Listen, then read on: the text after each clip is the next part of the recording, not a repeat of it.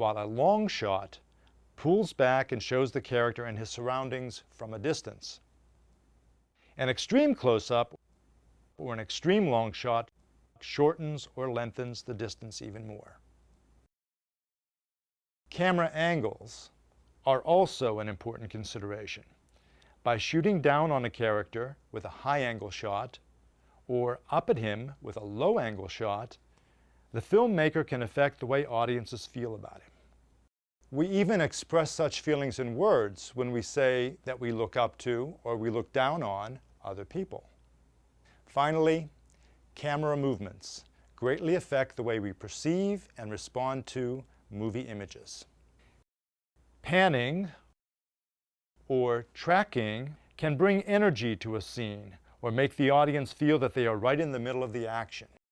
The scene from Buster Keaton's classic comedy, The General, from 1926, uses the camera to create one of the most famous chase scenes in film history. Nothing very fancy about this camera work, but it is effective. Pay close attention to the camera position for every shot in the scene. In this scene from The Third Man, film lighting is used to create a dark, mysterious atmosphere and to highlight specific details that provide a surprise in the scene. Oblique camera angles early in the scene are a clue that things may be out of kilter here, or that something unexpected is coming. The main character, Holly Martins, played by Joseph Cotten, has been trying unsuccessfully to get information about the mysterious death of his friend Harry Lime. He thinks he's being followed. What are you tailing me for? Notice how Reed uses the tabby cat to set up the surprise in this scene. The light-colored cat picks up just enough of the low-intensity streetlight to draw Holly's attention and our eye toward the dark doorway where a man is lurking in the shadows. A new light source is introduced when a tenant in an upstairs apartment turns on a lamp that suddenly illuminates the man in the doorway. None other than Harry Lime, played by Orson Welles, who is very much alive. The camera zooms in to a perfectly illuminated portrait of Harry smiling, cut together with close-ups of Holly's face, registering his shock and surprise. But just as suddenly, Harry is in the dark again when the apartment light goes out. In the second half of the scene, the mystery deepens for Holly as he tries to chase his friend down in the street.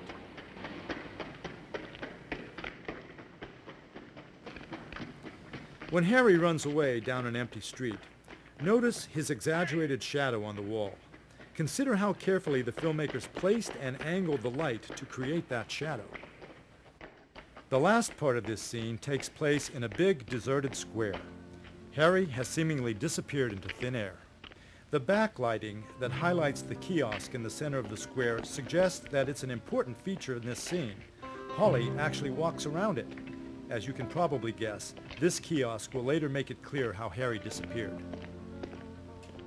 The low-intensity lighting throughout this scene, with eerie shadows and streetlight reflecting off wet cobblestones and pools of water, is typical of the low-key lighting in film noir thrillers of the 1940s and 50s. The scene fades out with a shot of Holly, befuddled, trying to figure out what to make of his missing friend.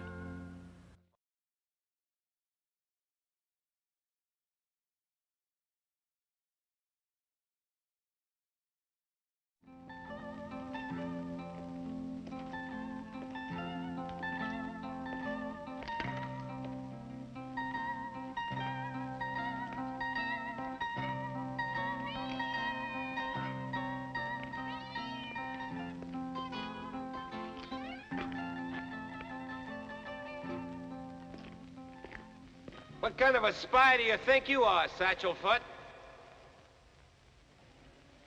What are you tailing me for? Cat got your tongue? Come on out. Come out, whoever you are. Step out in the light and let's have a look at you. Who's your boss? Ja, zum Teufel nochmal, was ist denn da los? Sagen Sie, was fällt denn Ihnen überhaupt ein? Sind Sie deppert? Ja, Sie meine ich, schauen Sie nicht so blöd. Eine Frechheit ist das, mitten in der Nacht so einen Krawall zu machen. Harry.